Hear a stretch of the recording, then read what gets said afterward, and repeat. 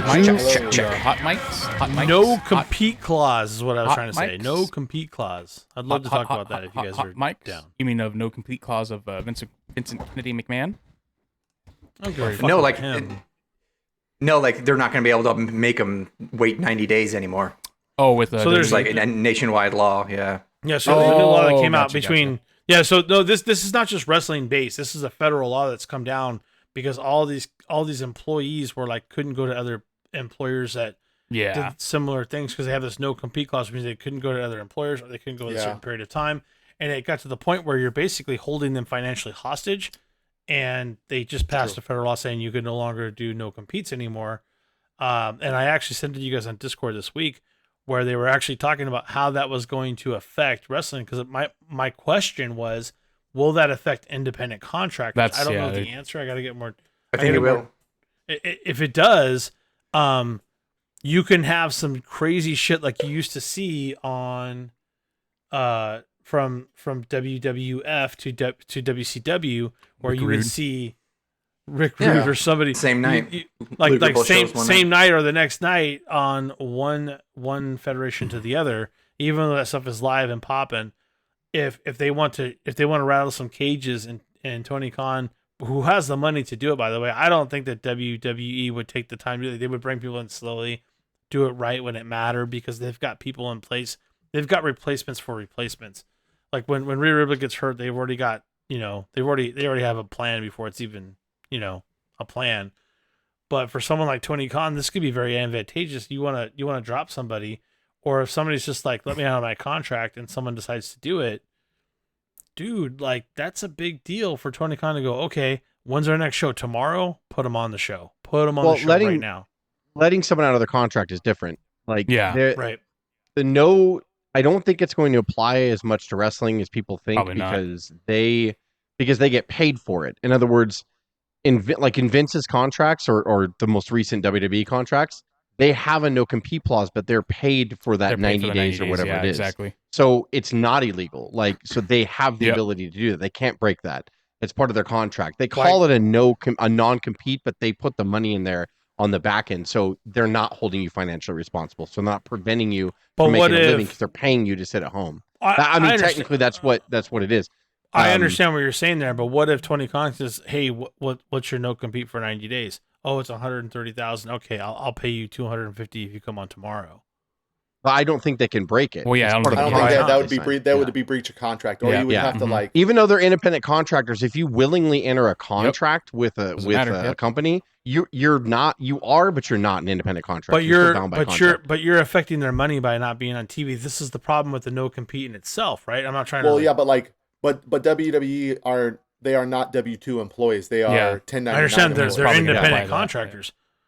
Which at the same time makes it even more fundamentally sound to allow them to do that. If it makes more financial sense, like let's put it this way, like if someone, and I'm gonna make it extreme. If WWE is gonna pay you $250,000 to sit out for 90 days, and Tony Khan says, I'll put $1 million right now on your contract if you show up tomorrow, you have to be a pretty impactful person to do that. Which I'm just trying to like put the pie in the sky.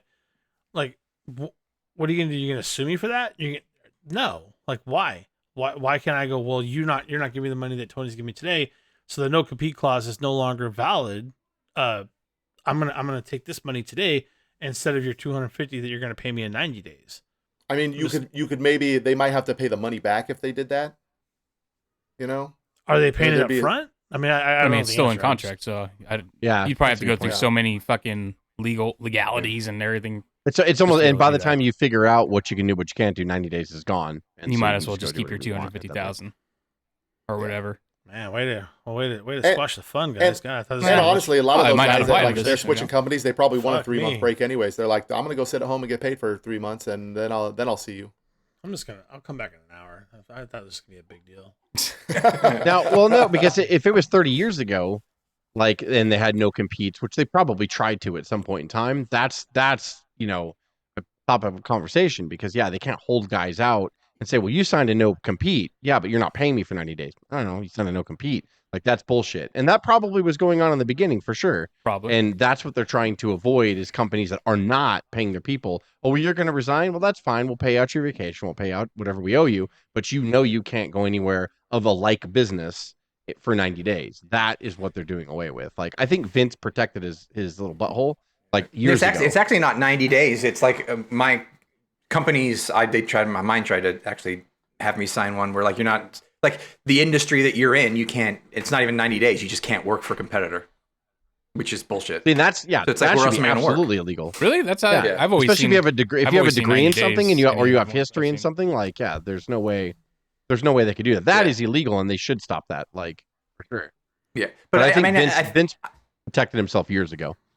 Yeah, but I hope it does actually affect these contracts and these independent contractors, because it would be good to see to not have them held to that 90 I wanted days. to go back to handshakes and shit, Yeah. man. I want people to stab people in the back and Luger to show up wherever he wants the next day. Yeah. Triple H shaking AJ Styles' hand and he stabs him in the back. Yeah. 90 days is a long time. You can be forgotten in 90 days. Like the contracts are structured a lot differently now too. Like 30 years ago, they were like, you hear Pritchard talk a lot about the contracts where it's like at a certain point, like 30 days before your contract ended, you could start negotiations with anybody you wanted, because once your contract was done, they weren't paying you for your contract was just done. You could go. That's why like Luger could go somewhere the next day, because it was like, oh, my contract's over. Well, I'm not re-signing with you. I'm just going to go over there. Yeah. So that wasn't necessarily built in like that.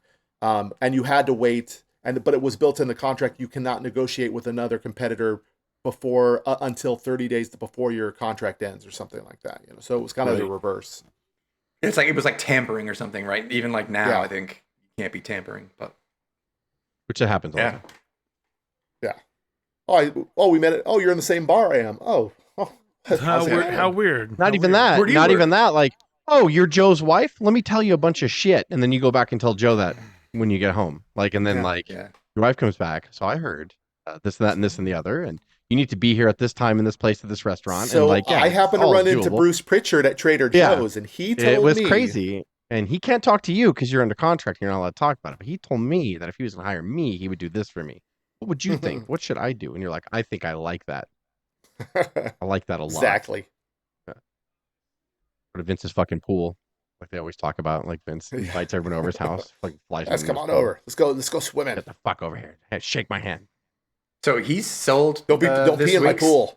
$775 million of stock. His ties are completely cut. Imagine just selling $775. Well, and that's why I mentioned when Dave first met no compete clause, because they were big fat tax bill. They were talking about how Vince's no compete clause ends in January of 2025. So I thought you were going there originally. I mean, is he just walking away? Like, of course, all Meltzer said, and this is where I will come to Meltzer's defense, is that all he said was, I've talked to people in the industry, and some people say that, they could see him starting a wrestling promotion again, but a lot of people are kind of saying no, and every freaking fourth-rate dirt sheet, Vince to start a new wrestling promotion. It's like, I doubt it. I highly doubt he's going to do that. 8 years old. He doesn't have the gumption for that. What is he going to do? 50-50 book it and make John Cena the champion? I mean, he's going to do. I think he has the drive to do it, so I just think he's like, why? At this point, why? I mean, unless he really wants to. He doesn't have any of the infrastructure to do it. He has billions of dollars. I mean, and I'm not talking about money. I'm talking about like the people infrature. Before he had Patterson, Pat Patterson, Monsoon. He had the Kevin Dunn. He had Pritchard. Yeah. He had all those guys that were basically ran the company for him. Vince obviously always had the ultimate decision, but he had all these guys, this pyramid in place to like keep up the industry. He doesn't have that. He just starts like a professional wrestling promotion, just that he has at his house, and it's like the best fucking wrestling promotion ever. And at this point, Connecticut Wrestling Federation, you just hear by his pool. And like at this point, anybody that has any sort of Championship talent, any sort of like that wants to stay in that industry for any longer, Vince is like persona non grata. Like he's toxic. Every weekend at that guy's house on the corner, you just hear who would want to work with him? Yeah. That garage over there. He might shit on him at a moment's notice. I mean, who knows? We'll never let that go. He might just poop on somebody. I mean, if it's part of my contract. Part of my contract. It's fine. He enjoyed it. He enjoyed it. Built my contract. He enjoyed it. So, and Nick Khan too is all his shares, which is 23 million. He's also offloading. So I don't know what that means. I mean, she meant in that love letter, only Nick and Johnny know about us. Like that's all. I mean, it didn't really say anything about him covering for Vince or anything. It just says that Nick and Johnny are relationship. She did accuse him in the lawsuit of covering up all his stuff. Well, lawsuit and her love letter, two different. Nick knows. There's got to be proof for that. I mean, there's one thing. One's knowing a lie, that one's not, they were having a relationship. There's another thing knowing all the other. Yeah. Behind. But there's no reason why he should cash out everything right now. Yeah. I mean, every single share he owns while the company's still growing and doing great. So there's something going on. Well, Vince is apparently was that all his shares, Craig? You said all his shares he cashed out? Yes. For Vince, he's unloading all of it. Yeah, Vince is already done now. Interesting. And he not just Vince, but Khan too. Was that all of Nick? Nick Khan, yeah. You want to hear, and you want to hear an interesting tale of where he came from. He came from CAA in 2017 and was kind of responsible for covering up Harvey Weinstein's stuff. Mm. Oh, interesting. I was wondering if Harvey was going to come into this conversation tonight. Like random people, like out of nowhere, like R-Truth just cashes all the stock out. I'm like, what the fuck is happening? Like, what's happening? So my bad, y'all. What are you doing over there? I didn't know you're not understanding those heads. I thought Truth was untouchable. It gives more context. When I first heard Tony Khan say that this morning, I was like, that's so random. Like, why destroy the industry? And you've got so much good press today during the NFL draft. And why would you say something like that? But it actually kind of makes sense now knowing what happened today. But he might know. He might know something. What did Tony Khan say? I mean, he is related. He was on the NFL Network doing a shot because he was in the draft room with a neck brace because he got attacked on Dynamite. I saw some clips of it. Really great PR, really great play to do it right before the draft. Right. He's in the draft room with his dad. He's doing kayfabe horribly with the neck brace. Yeah, really. And so NFL Network came on and he said, "We're like AEW's like Pepsi." And instead of saying WWE's like Coke, which is what the actual we understand. Analogy it should be he actually said, and WWE is the Harvey Weinstein of professional wrestling. He's so mad. And so kind of like, and he's like, I'm proud of what we've done in 5 years, They were not happy about it. They almost were like, him off. Wrap it up, man. Yeah, it was very strange. Whoa, okay, Tony. Well, we got to go. But then they asked one final question, I think. Yeah, it was weird. But today was the day that McMahon sold all his shares. Nick Khan actually put the paperwork in to let go all of his, but it was also in the prospectus. So it was on his mind. They knew they were going to do it. So I think that's where it came from. But it was just bad form. Don't destroy the entire industry. Like, I mean, don't talk about it with. Well, really, because if the big giant collapses, you think. I mean, you might exist, but like you're not going to attract the numbers. You won't exist for long. That's for sure. Yeah. People just won't watch your product. Like, it's not like you're going to get all the WWE's millions of viewers out of nowhere. Right. That's what I'm saying, man. Not with 500 buys, right? Because I'm sorry, I couldn't help. Every fucking day.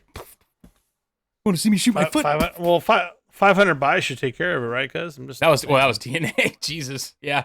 I feel bad. Sorry. Like, I don't think I've ever even would have. There's got to be something weird about that. There's no possible. Not even in WCW's dying days. Yeah. Did they drop 83% from month to month or 2 month to 2 month or whatever? I mean, they dropped 22,000. Maybe they got the numbers confused, and maybe that's how many people bought AEW Dynasty. I don't know. I thought for some reason like they were really pushing hard, like at Craig. for streaming stuff more now. Anyway, TNA. I thought that TNA aren't they streaming harder on an app now? They are. So I mean. I guess that can be the option. That's why it dropped down because they were. Like, that's what I'm thinking is maybe they're pushed that number will be bigger than usual or something. Yeah, but the article was saying because Hard to Kill, people were kind of interested in whether TNA was going to be like it was, so that had 22,000 pay-per-views, unless and it went to 500. Unless it's overseas in some markets, WWE has 0 pay-per-view buys. I mean, I could see 22,000. Not even that. They weren't even doing 500 pay-per-views before they rebranded. So there's got to be a glitch. There's something not explained. Like they didn't get more uninteresting. 500 buys is better. The sensational headline. So. The only thing that I'm saying that maybe could be affected is look. For as small as AEW is, TNA is even smaller. Like they only have like 175,000 or 200,000 people watching their show like every week. Like they are the actual internet wrestling community, the fans. Those are their fans, right?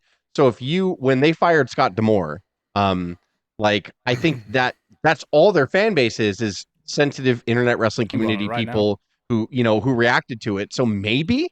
This is a backlash from them firing Scott, who it could be is single-handedly he rebuilt everything after Dixie ruined everything and sold everything. Like he has been the last 10 years or 8 years at least, the guy that saved that company and really pushed them to try to be better. And then everyone loved him backstage. The fans loved him too for that reason. And so I'm thinking that maybe their audience is so small and such a niche audience that maybe this is a backlash from that, because like people were super pissed that he got fired, but I thought it died down. That's my only guess as to why they were like 500 fucking buys. I mean, goddamn, like that's crazy. That's. I think there's something. But did they show wrong. the like, did they show the pay-per-view on their streaming platform? Yes, I think so. And then you can also buy. How many subscribers do they have to the streaming platform? I'm not sure. I don't know about that. It broke down the previous pay-per-views, like weighted. All 500. Well, there you go. Traditional pay-per-view, and I think they might have had 5,000 streaming, but there's no way that TNA is going to go from 22,000 to 500, and then you're not going to get 30,000 more on the streaming side. So it's like, I'm not saying it's still a huge disappointment, but it's sure. But I mean, like, maybe if they push, maybe they're getting 10,000 on the streaming platform. I don't know if they're available on less. Yes. I don't know if they're available on less pay-per-views since they started streaming harder. Like if they lost some pay-per-view providers, I don't know. How much are they charging for a pay-per-view? Like 100. I'm kidding. Can you imagine? Well, let's say that's the issue. It's $50. They wanted you to pay $12 a month for TNA Plus, so $169 a year they wanted you to pay, and you would get like 4 TNA pay-per-views. And then it was the same weekend as Dynasty, and we're already pissed about paying $50 for AEW. Who's going to pay another $50 for TNA? Right, so, exactly. Bad timing. For TNA might be 34. I don't think TNA's 50. No, yeah, it's like 29 or something. But I'm sure there's a lot of people that didn't want to pay $50 for the thing, and so they're like, I'll just pay $12, and it pays for all 4 pay-per-views for the year. Yeah. At least $50 gets you a 6.5 rated match. I mean, yeah, 6.5 stars. Okay, so the system's just. Oh, it's been a joke since day one. He's silly pants, but we should talk about it. Like, look. You should.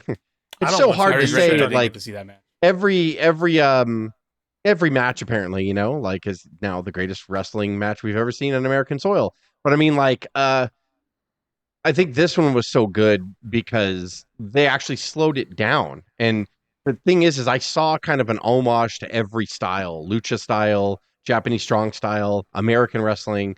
And even their chain wrestling was really good. I mean, look at the names you're dealing with. One in particular, one guy named Bryan Danielson, like is what we have kind of all felt for years. And he's just the greatest professional wrestler on the planet.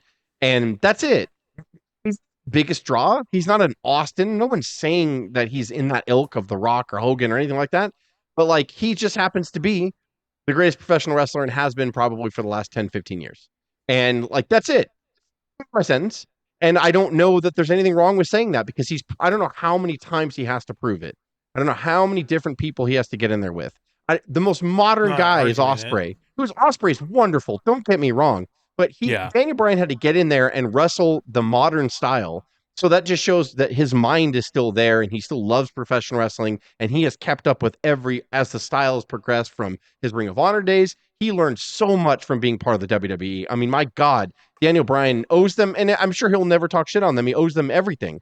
Like, but at the same time, like, he is so excellent. And so is Ospreay. But Daniel Bryan, I was so proud of him. I mean, that's like such a weird phrase to say because, of course, he's going to. But it's funny. Craig and I had the balls to text each other before, going, "I'm nervous." Like it wasn't going to be the fucking greatest thing we ever saw. Like, and then like all this, like 5 minutes in, I'm like, Jesus Christ, and Craig's like, "This is really good." And 5 minutes in, I'm like, "This is fucking amazing." And like, you knew it was special while you were watching it, and then it went 44 minutes or whatever, and then it kept building and building. And what's funny is like for how long it went, it didn't feel like it at all. Like it felt like it was like 10 minutes long. I was like, it's already over. Shit, the same thing. Over. Him and MJF 2 years ago. Joe was there live. The fucking Iron Man. Like Daniel Bryan basically reinvented the fucking Iron Man match. Right. And like in front of Joe was there live in front of all of our eyes, and MJF had to be there every step of the way. Don't get me wrong. But like, I mean, how many times does Daniel Bryan have to take a style and be like, no, this is how you fucking do it? And everyone's like, oh, okay. And then everyone forgets a month later. Does Daniel Bryan wrestle still? I don't even know. I'm like, yeah, he fucking wrestles. Like, he's around all the time. Like, he fucking keeps, he's like, one of the goats. Wrestle Kingdom last year with Okada. That's a Tony Khan and AEW problem. Does Danielson still wrestle? But that's a problem. I mean, it's just crazy to me. Like, every time we see him, and it's not Danielson's problem, if that makes any sense. No, I understand. Well, it's too much. I think it's also too much. Like WWE's always had this kind of point. You know, people would complain, I get stifled when I go there. I'm like, well, you should get stifled because then people remember your shit longer. Now wrestling moves fucking at light speed because you have live programs every week now, and you know most people are doing monthly. There's literally a program called Speed. WWE Speed. But I mean, like, yeah. But I mean, like, it's so hard because you're constantly throwing great content. You know, like we even talk about how what's a bad WWE pay per view on a scale of 1 to 10, a fucking 8. Yeah, you know, what I mean, what are we doing here? Like, for the last, so it's like 2 years minimum. Yeah, it's so hard, and I think it's just the industry. Since the Monday Night Wars, my head's been spinning. It just is constantly moving fast, and you just kind of perfected how to put it on and how to make. You know, keep I mean, every month we see something. You know, Ospreay wrestled what's his face back at Revolution. You know, and that was the greatest match we all ever saw. You know, so it's like it just keeps topping itself. It's hard to do. MJF and Daniel Bryan. We talked about the Iron Man match. Like that's fucking phenomenal. Are you kidding me? Like I don't even know how. And then now you'll start to. Was that what's his face 2 or 3? I'm sorry, I was thinking like Mr. Wrestling or something. You know, Mr. Wrestling 2. Yeah, what's his face 2? It's just. It's hard to say, you know, and I don't want to react right after you see a match and go, greatest match I've ever seen, like, because that's what everybody does. But like, it was pretty spectacular. And like, it was really like, it was everything I liked. And even the chain wrestling in the beginning, I was like, dude, was it better than Ospreay? They made sure. I think so. Okay. Is it better than Ospreay? And I think that's hard to do. I haven't seen that yet. I might have liked Ospreay and Omega a little bit better, but Ospreay Omega was amazing. It was certainly better. Like, I don't know. It was slower and different and less like. It was just different, but equally. I think that's kind of my speed. Like I loved Omega and Ospreay, and I like what they do, and I really love that match. But the way Bryan wrestles, and I think the way he demands of his opponent is like the transition. Mat wrestling is going to mean something, whether you want me to or Daniel Bryan is going to make mat wrestling mean something. And so I think that it wasn't transition spot for them. Every hold that they had on the ground, even if it was a transition, was telegraphed and shown to you. And I think that's lost. I think that is why people look at, you know, Scream on the front lawn like it's not like it used to be, because it's not, because they do forget some of it. It's why the Cornettes yell and all that stuff, because they do forget the small stuff. I listened to Cornette just today by chance. I was just letting shit play on my YouTube, and his review of the match came up, and he was gushing over it. He was like, you want to know why I love this match? Because they fucking wrestled. And he was like, because he even said, he's like, because Daniel Bryan's the greatest. Fest. Yeah, he's like, because Daniel Bryan's the greatest goddamn wrestler on the planet, and people won't fucking admit it. Like, he's like, because it just is. And he's like, he could do anything that you want him to do. And he's one of those. And he's like, but when you look at the two names, he's like, of course it is. But he's like, you have a billion copycats that are they look at matches like that and they just say, oh, it's the false finishes. That's what made it good. And he's like, they're full of shit. And then they yada past the transitions and the yada past the storyline. Yep, right. He's like, you just happen to have Okada and Daniel Bryan who understand they're the tippy fucking top of telling stories and pro wrestling. And he's like, that's the thing. That's what you can look at that and go, there it is. But he's like, you'll watch a copycat match and some people will dare say it's on par and it's not. And he's like, and that's the difference. And I do understand what he's saying. Yeah. And it also matters what card you're on. Right. I thought the card was paced really well as well. Each match was different. There was no two matches I felt that were the same on Dynasty. Agreed. And I think that's important pacing too. And I think that it seems like the pay-per-view was off the rails in a good way. Like it was on fire. Great. So it was fantastic. Yeah. I mean, it was even, you know, it's like it's one of those things where even the down matches, they're not down matches. They're not as not as well told. The whole card is full of like 4-star or higher matches. Every single match is 4-star. You know, Cuz touches on this a lot. Not just for an AEW show, but Toni Storm and Thunder Rosa is the greatest AEW women's match I've ever seen. That match was so fucking good. Like they were both so excellent in there. And I mean, don't get me wrong, the bar is low.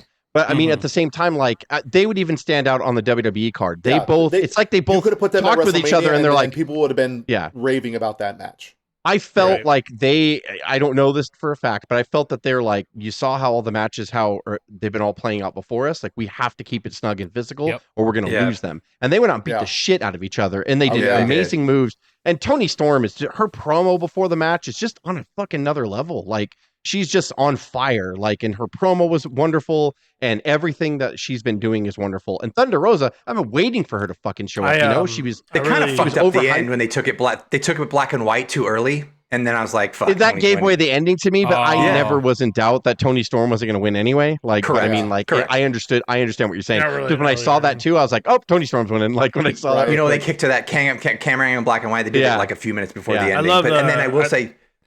Oh, go ahead, Greg. Sorry. You'll say I was just going to say, I think the reason why it's not the greatest match of all time is I wasn't 100% bought on the ending of Danielson and Ospreay. I didn't like the using his we talked about that. I don't know why they did that, and I think it was helping Ospreay put over because Ospreay said, "I'm retiring the Tiger Driver now." Yeah, and So but now I think that it's on the back burner. So when he gets in a vicious feud, maybe, or he finally wins a title, maybe he's like, "I need it." Like, you know, and that's it'll be special again. So I'm hoping that's why it's too close to our heart because that's actually Daniel Bryan has been.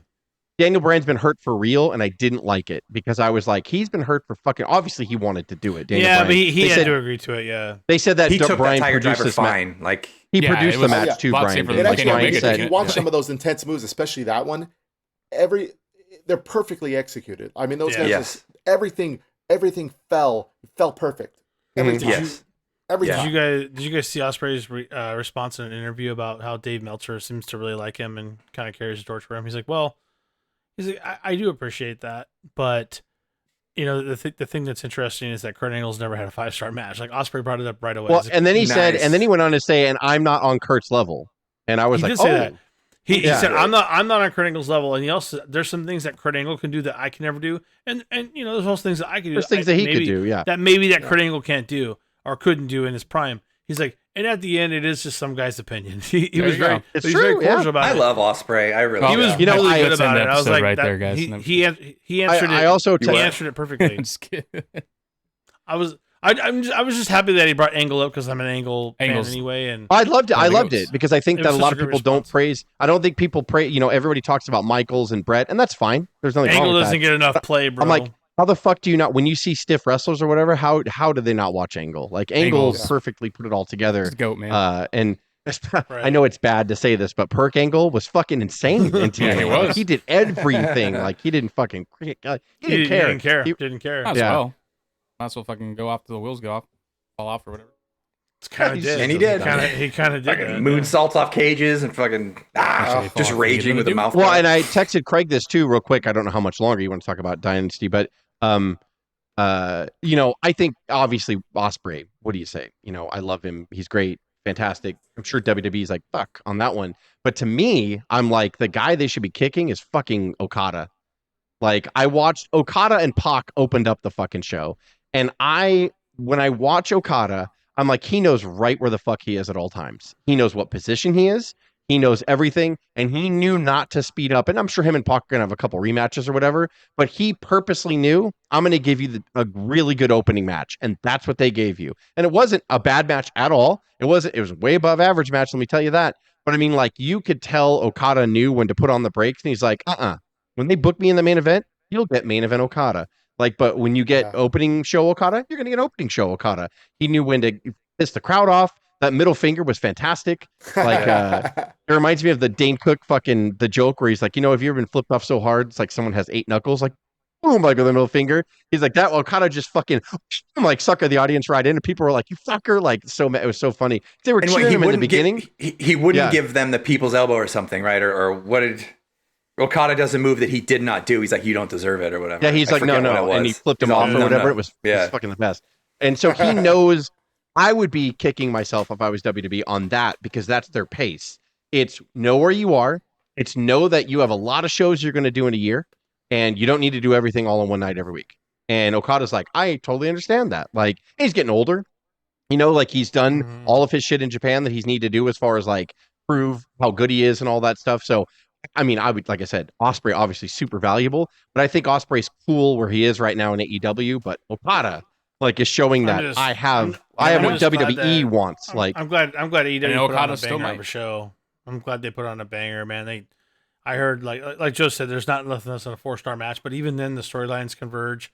The one thing that I wanted to ask about the pay-per-view and beyond is Do y'all really believe that, beating up Tony Khan really matters in the realm of storyline? It sounds like it's catching fire because he's pushing it into other avenues and getting on the NFL Network, getting on the draft. He's still wearing the neck brace to add some color to it.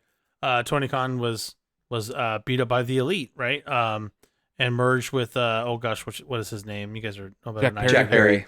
Well, Jack Perry. He was great. Jack Perry was fucking amazing. The heat on him already, like The Heat's amazing. Some people argue that they shouldn't have combined them so quickly. Jack Perry could have been on his own, maybe been solo and kind of hit that. I think they could have milked it a little bit. Maybe I don't know. I'm so. not sure if I care yet. And it was just too goofy. I don't know. Tony Khan just ruined it. See if he hugged him. So funny. See if you can bring casual over. If you bring casual AEW fan over, see if you can bring me over to it with this story. But does Tony Khan really meld it together by picking on him and beating him? Well, once again, I think if they would have dragged it on a little bit and developed more of a story, then I think it would have been okay. But this one just seemed like let's just hurry up and finally someone hits the boss. Tony's not hated or loved. He's just kind of there providing the money. I don't really care. I'm just asking. You just tell me what you think. I feel if it leads to him turning heel, I think it's totally worth it. What if he can't pull it off, though? If he pulls a Bischoff, then it makes sense. It's beat by beat like what they did with Bischoff. However, the two guys that orchestrated that, Hall and Nash, were super smart, and that because it's not a coincidence that a gut punch was involved in both. Yeah. And as soon as I saw him punch him in the gut, I was like, you're right. I was like, fuck, that's the Bischoff. He just copied Bischoff and Hall and Nash right away. But the reason why, and this is the difference, the glaring difference, right? Like this is where I'll side with Bischoff a little bit. Like, and I'm a fan of Bischoff, but like he was very like, look, they hit me in the gut to bend me over for the power bomb. Yeah. Exactly. And he was like, could Nash have just grabbed me and muscled me over because he's fucking 7 feet and I'm fucking little Bischoff? Absolutely. But he's like, there's a reason. Paul was specific about, I'm going to punch you in the gut and you're going to buckle over and stay there and Nash will take care of you. And he's like, all right, like, and he knew the table was gimmicked and all that stuff. Sure. It's like they paid homage to it, or I don't know if he mocked Bischoff, Tony Khan did, or whatever. And then it didn't matter. Like he did grovel and crawl on the ground to get in position for the Young Bucks, where they grab both their arms and then they looked like they were going to help him up, but that's usually when they double knee him. Yeah. And so like, I know they tricked you with that, but like I knew at that point, I was like, the second he hit him in the stomach and when the Young Bucks came down, I was like, well, I mean, they're a faction. I get that now. Like it was just screaming. If Bischoff does, or not, sorry, you call him Bischoff. If Khan doesn't come out and end up being the heel, that's the benefactor, and he has a good reason to do it, whether it's I tried hiring all these fucking stars and they all stab me in the back or whatever. That's how you would go. And then I try to make my homegrown stars like MJF and he's a fucking backstabber. And if you lay that in and then, these two, Omega left me, and Cody left me, but these two never left me, like if he's that kind of heel and he's protected all the time and he wears a neck brace for 30 years, then like I'll be like, okay, this was all worth it. But I don't know. But if he tries to turn himself into a face, like it just is not going to work. Yeah, if he just is like, oh, poor Tony, like to Dave's point, like that's not going to work. Tony just wants to be the good guy too much. Like, Tony wants to be viewed as the good guy too much, and I hate. I hope to God that they use this, and it'll bring a lot of fire on MJF when he comes back, and it sounds like he tried when he went on the NFL Network and said what he said. He sounded like he was trying to be a heel, but he was pushing it against the WWE when he should just be pushing it. It just wasn't impactful. It was federation. To Cuz's point, if he's not self-aware and he doesn't realize that he's a heel, it's all going to be lost because in his mind he's going to be like, they beat poor Tony Khan, and that's not. We don't care. And then even if nobody cares Tony Khan. Yeah, exactly. Even if he is going to go, he is going to go heel, I think he knows. I think he's smart enough to know that. It's the execution that matters because the way they executed that, to me, I was like, man, they already dropped the ball with something that could have been something impactful. Like there's a big difference from Stone Cold studying Vince for the first time. It was impactful. It was very memorable. Hall and Nash to Bischoff. It was very impactful. It was very memorable. This, it just seemed more like, let's just do it because we got to do this now. Let's put the Jack. You got to also think too. I agree with what you're saying, Cuz, but like I think that also we've seen all of it. We've seen it all at this point, and it's not really shocking anymore when they attack an announcer anymore because we've seen it. But for those specific reasons that you mentioned, but and Vince never came out as the owner, until that time. That was special. And like Bischoff was a fucking third tier announcer. Nobody, like fucking Bischoff. But then when you saw that, you're like, holy shit. I just felt like they would have got. I felt like it would have just been meant a little more if they would have developed more of a story. I do, yeah. Like Perry should have been the outsider. He could have interfered a few more times, and then finally spoke. Like, you kept me off TV. I'm gonna keep doing this until you allow me to come back on TV, or you just release me from my contract. I've been sitting idly by. They could have done that for a little bit, and then be like, oh, how is Jack Perry getting into the building? How's blah blah blah. And all this and that, and then you could have let up. Like, to me, it's like they just kind of Jack Perry literally just came back on Dynasty, and then it was like he's like the draft tomorrow. It's got to be done tonight. All the middle and went to the end, basically. That's why he did it. It kind of honestly, it kind of that's an excellent point, cuz.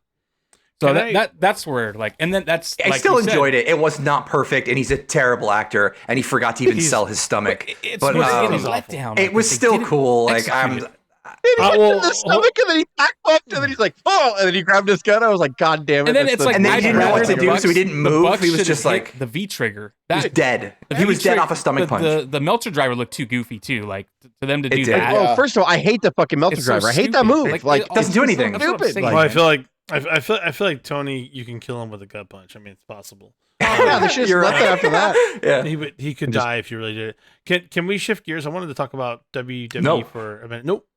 Wait, no, we have to talk. There's one thing on Dynasty still to talk about, and it was probably the absolute. I mean, for me, I think it was like the worst moment, and probably like the lowest point of the show was after Willow won, and Monet came out. What stole the moment? What a pointless piece of shit segment. I mean, first of all, you do that on Dynamite. You don't do that on the pay-per-view. We talk about her more. No than she deserves to be promo, no whatever. Just. Like silence, there's no promo, there's no back and forth. She just walks down in like her stupid dress and then walks back, and it was like scoop my heat, throw a punch or do something. I was like, that was absolutely 100%. Bro. She's not cleared, Joe. I'm just kidding. Ankle's still broke, bro. I don't know. Don't talk about ankles, dude. The dancing. I'm sorry. The dancing. Well, she broke her ankle, legit, right? I mean, yeah, but she can still dance apparently. So whatever. That's terrible. But she's terrible. I don't know else. I don't know what to say. She's terrible. She gets paid too much money. I can't. If she can get that money without performing, good for her. I don't know what to say.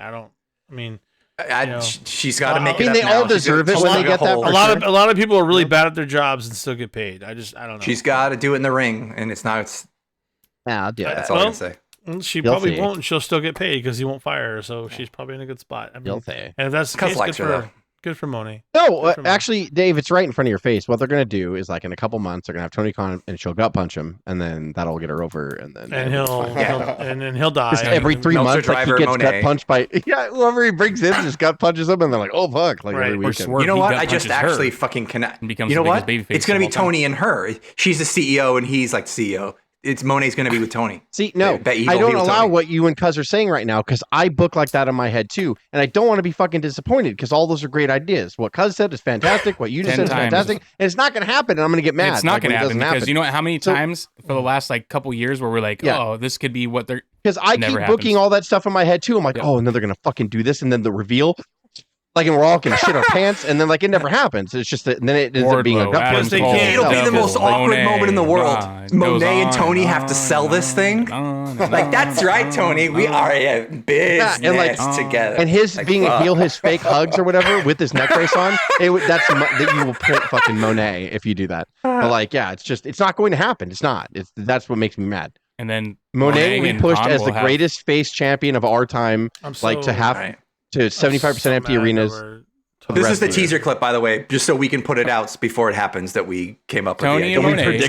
Tony and Monet. Next night, Tony and Monet will have their live sex scene, like Edge and Lita. Now you ruin the fucking build up to the fucking promo. Way to go. See, it's none of this is going to happen. I'm mad already because I know it's not going to happen. It's bullshit. Okay, so. WWE, we know that Rhea had to relinquish the title recently, and just this week, and boring Lynch fucking won it. Love you, mommy. Well, hold on. We all thought that Becky was going to take a break for a while, but obviously things do change. And she's fine. To Cuz's point, boring Becky apparently, because I find her boring too. But this is the thing, I personally am not upset that she's always over. That's one. And when the match is big, she does come through. We have to admit that. Excellent. I'm still Big time not. Bex.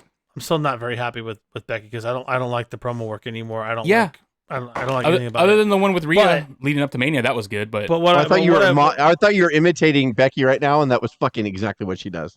Yeah. Like before she she's all hyped about something. Yeah. Like, and she just starts talking. Oh, sorry, I can't do it. But what I will say is that as a transitional champion, if that's what it becomes, because Bex could take the place for Rhea for a moment, for Liv to chase for a while and to start that story, I'm down. I am totally down.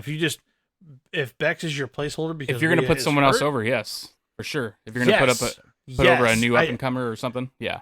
I feel like if you give Liv the title right at that moment, you've wasted everything that could come in like 6 months, 8 months when Rhea is healthy, and Liv finally chases that title and Rhea comes back for it. I personally think it's the best thing you could do, because if Bex was going to go away for a while and they're like, hey, do you mind coming back for a few more months? And she's like, you're going to put the title on? I would have loved if Nia was everybody wins. Who they were going to feed her to take off the title off Becky. If it was going to Nia got drafted to SmackDown tonight, and Liv is staying on. So they already had they already had plans. I forgot about the draft. Yeah. There's too much going on right now. I can't fucking breathe. I forgot about the draft started tonight. Yeah, pro wrestling. But I thought that because when I thought Nia could be the placeholder, but when she didn't win, I'm like, well, they're gonna move her. That's what I thought would have made a little bit more sense, is to put Nia, but because just a little more deal for a while. Just so if you're gonna give it to Becky, obviously Becky has to lose again. So she's either gonna lose to Liv at in the next month or two, or she's gonna hold it to SummerSlam until Rhea's back and then drop it again to Rhea. Like, so Becky just I think Liv will capture it, but then Rhea's gonna come back after Liv. It needs to be that's Liv. what I think. I mean, at this point, storyline wise, and then Liv drops it. Obviously, like. This is the difference, though, right? Between the two is I totally trust the process in WWE, even though I hated Raw and I hated what they did. I hated all of it. I really I hated it. What are they doing? I hated it. I hate Battle Royals. I hated it. I hated all of it because I'm like, wait a minute. You have a Queen of the Ring tournament coming up. You have all this shit coming up. Could have put it there, right? Good point. The winner of the Queen of the Ring could have got the title, and Liv could have won it there. Like, because everyone's like, the reason why it's good that Becky has it is because Liv could get a good match and then win it in a singles match. I'm like, well, you didn't have to put it up for grabs in a Battle Royal anyway. You could have just vacated the title, which it was, and then said the winner of the Queen of the Ring is going to be the new champion. Maybe they want that pop back home. I thought about this. They want that moment back home, that pop, because that I thought about this today too. It's going to be in Saudi. All fine. Because the champions are not drafted, they had to lock up all the champions by the draft. That's a good point. To show that they were not. Good point. Yeah. So shut the fuck up. I thought about that today. I mean, they could have done anything. They could have done the draft first. It was, and they usually don't panic fire like that. They don't. They usually don't rush like that. Yeah. They predetermined. It's predetermined. You could tell me whatever you want after the draft, and you could draft people accordingly. I think that's part of make the Queen of the Ring. I would still say though, if Bex is right there and she was going to take off and disappear, and they're like, hey, this just happened. Do you want to stay on for a while? And she says, yeah. She was not. Can I wear my bestseller on my fucking? Can I wear my book out when I ring gear, please? Then oh my god! So one of the from WrestleMania, she wore that same outfit, right? And it's pages of her book, Yeah. And but also why I think it was last minute, because she's wearing the same outfit. So the fucking one of the comments made me laugh. Someone's like, "Why is she dressed like a Bud Light can?" And I my wife said the same thing. I get the joke up. It's a Budweiser. It was a Budweiser can. That's very funny. I fucking laughed. My so hard. wife said the exact same thing, that she was dressed like a Budweiser can. Bud Light. Said it. Wow. 100%. Oops. I messed up. All women think about her instead. Booze. It's ridiculous. About her book. They're terrible. It's about her book. Booze or boobs? Booze. Same. Yeah, and that's a good point too, because that's a good point Both. too. She's still on her book tour, and listen, we've thought this character has softened, and we could be right, we could be wrong, but obviously she's one of the most famous women in wrestling history. So it is what it is. Like, I don't think it's bad to do it, and I think it still pops. She definitely can flush out her heel character more, and I like what Liv is doing with it. Yeah, I like Liv is slowing down, and she's being deliberate, and she's being confident. Love it. And I love that, about what she's doing. When she attacked Rhea with that chair, oh my god! When she literally threw it right at her. I didn't like the way they did a Battle Royal, and can I say that was fucking Battle Royal was awful. And if Nia Jax botches one more time, I'm not gonna get off the bandwagon, because I can't tolerate it. No, stop. What was the botch? Fucking awful. Hey, almost everything she did. We'll fucking send her crashing down on you, and she's gonna squash you. Squash.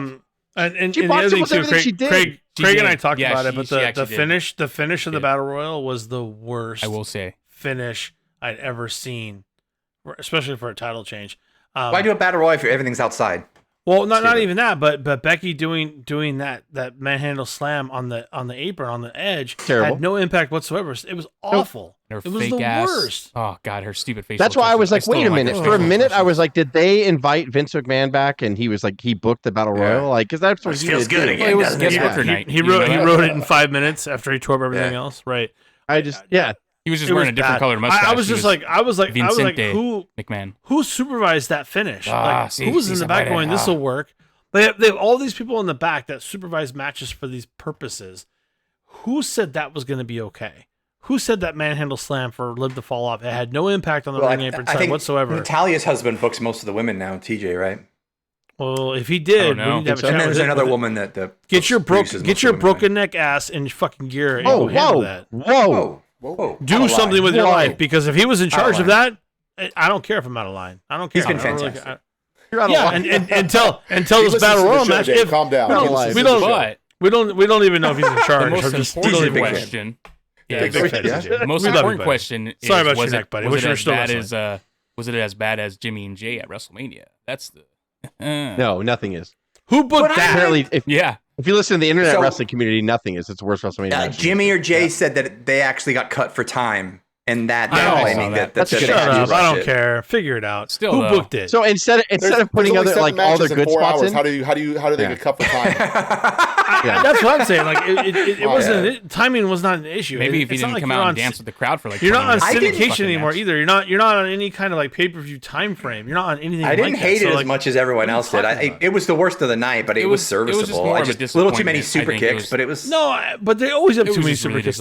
Their matches, their matches are just kind of one-dimensional. But anyway, exactly, so like if you have to grade them, Joe, like 1 to 7, it was the 7th on the match that night. Individually, they're not great. Like together, they're the best tag team on the planet. It's just amazing how that happens, right? Their tag team matches are great, but Yeah.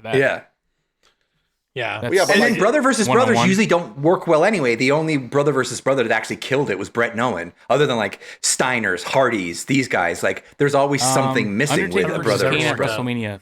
They're not real brothers. Shut up. God, I'm so sick of that fucking comparison. I don't even want to joke about it anymore. It's so stupid. They're real. So Katie Vick's are you not paying attention, Dave? I know. Yeah. Is my question to you? This my I am so close to hanging up right now. I am like blah blah fire blah blah. The Mounties. Blah blah. Did the Rougeos ever fight each other? You guys want to talk about fucking strong style? You saw Goldie and Arn Anderson fought each other. It was oh my god, how many brothers can we name? Who else? The Smoking Guns, you know. Yeah, Billy and Bart Gunn. Did they go? Yeah.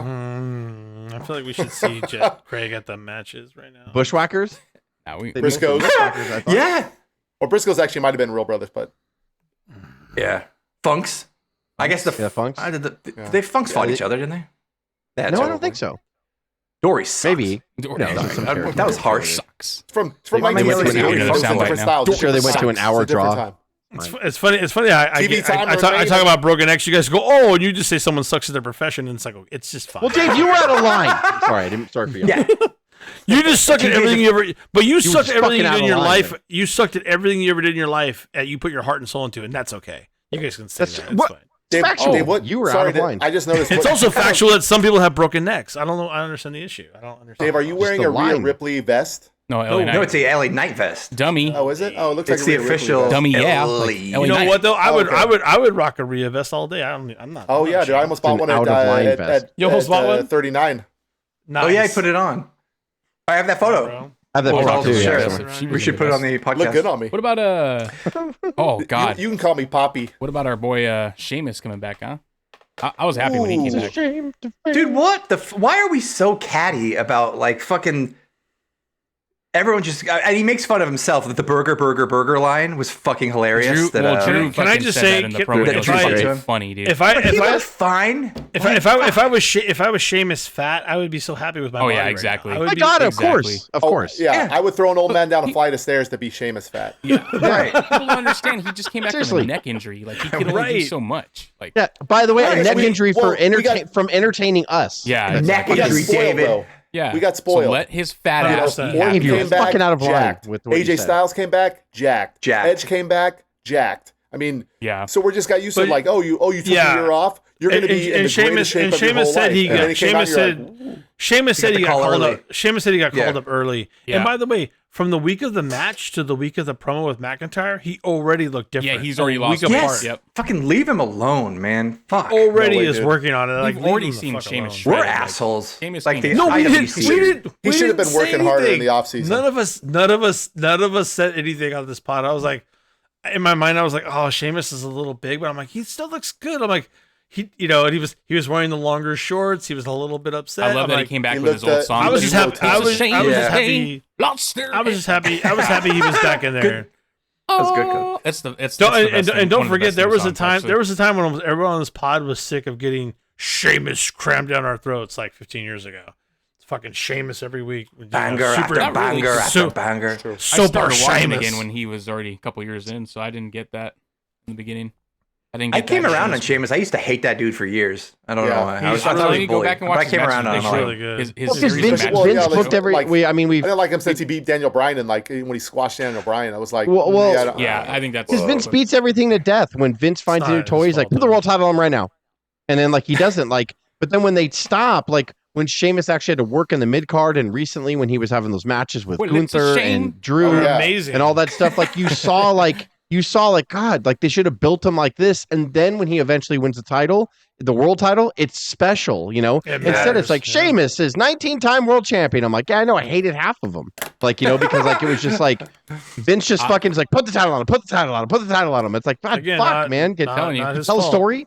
Go Not back his and fault. watch It's not the his fault. series of It's not his matches with fault Big at all. Show. That's a machine issue. Just like you hated Are they Super good? Saiyan, Yeah. same issue. They were really good because they were all like, like street fight and chair match and this and that, Yeah. and they were Table fucking match, beating the right. shit out of each other. Sheamus.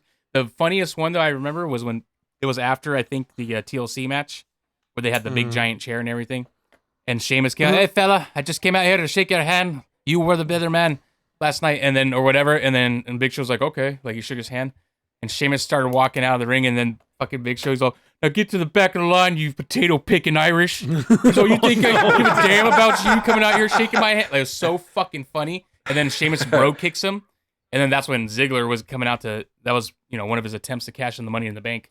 But yeah, go back and watch their series of matches were actually pretty good, like pretty enjoyable to watch, like more Sheamus like and fun. Show. Yeah, Sheamus and Show, because they're two big dudes just beating the shit out of each other. So yeah, they actually were really good. Sheamus is definitely underappreciated for sure. He Yeah. is. We Yeah, all he's, agree. I he's- came around to really enjoy his stuff. So We He's one of my forgot, favorites. and then when he, had that match against Gunther, what was it, at Clash of the Castle or whatever? Yeah. Yeah. You Like, could we thank were like, Gunther oh, for the fuck, like- appreciation. That was great. Yeah. yeah, When you take the cuffs off him, I'm like, oh shit, like that's right. I forgot Sheamus can get in there and go and do what So he needs good. to do. And he's a Speaking big of guy, but he's athletic. speaking of Gunther, what was the point of breaking up Imperium this week? Like they're not over enough in any I- particular way where you can. I turn think anyone they're face. gonna- I don't understand it. I think Ilya Dragunov is going to be in an Imperium because he's getting called up to the main roster, and he fits in with. Are they just going to release the other guy then? Victor, he'll right? get They're- lost, they're dude. keep- He's going to get lost in the shuffle. That guy, because he really He'll doesn't. get really- lost. He's got a great He's look Marty and everything. Jannetty, He's a it's great fine. wrestler, but it just other than that, Who's the second one? Who's the one that turned on Victor? Ludwig Kaiser. Yes. he's- So yeah, He's the dating announcer Tiffany for Stratton. Gunther. That's Tiffany Stratton's boyfriend. My girlfriend Son of a Tiffany bitch. Stratton. It's Tiffany time. wait, is that his girlfriend? Yeah, Tiffany Stratton. Is it really? Is what? Is whose girlfriend? Kaiser, Ludwig Kaiser's. Is Fuck. Ludwig? Okay, I hate him now. That's you don't take Ludwig it away. Kaiser. I know he's How son of dare a you? How bitch. dare you take that away Piece from of- Craig? How Piece dare of you. shit. Taking American Yeah. jobs Away and from our me, men are you're talking women. about Craig. Whoa, bro. Whoa. They're gonna take our jabs. Whoa, Yeah, take our jab. whoa. Taking our Fucking Euro tits. trash. Taking our tickets. Bunch, I know bunch a lot of- European slobs. Really good country folk, God-fearing folk that would love jobs. All right. I think we need to. Well, Craig, it's a shame that you have to tell us where we're going to be. I think we need to. Where are you going to see us? you Oh, We'll shit. see you I like that. I like that at a the lot. matches. at the matches. Well, it's a shame. And the music. It's a shame to play. All right.